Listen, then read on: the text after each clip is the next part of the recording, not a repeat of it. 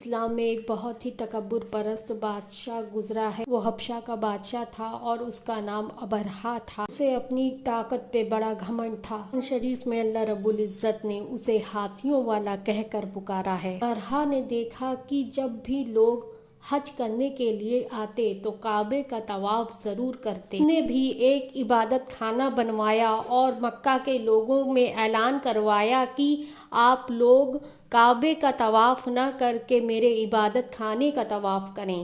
اس کی یہ بات سن کر مکہ مکرمہ کے لوگ حیران ہوئے، انہیں اچھا نہیں لگا۔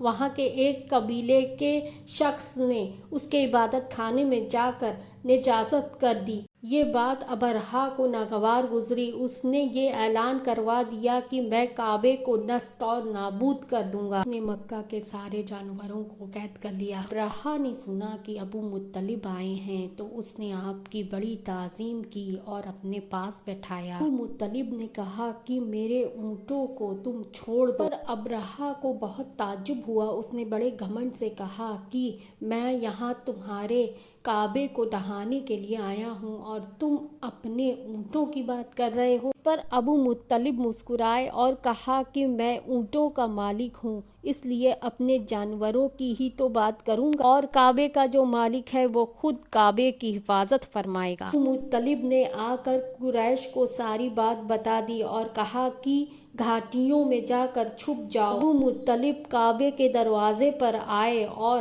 اللہ رب العزت سے کعبے کی حفاظت کرنے کے لیے دعا کی اور اپنی قوم کی طرف چل دی۔ ادھر ابرہہ نے اپنی قوم کو لشکر کو تیار کرنے کا حکم دیا۔ لشکر ہاتھیوں کا تھا اور اس کا سردار محمود نام کا ہاتھی تھا۔ محمود کو جس طرف بھی چلایا جاتا چلتا تھا، لیکن جب کعبے کی طرف چلایا جاتا تو بیٹھ جاتا تھا۔ تبھی اللہ رب العزت کا عذاب سمندر کی طرف سے آیا۔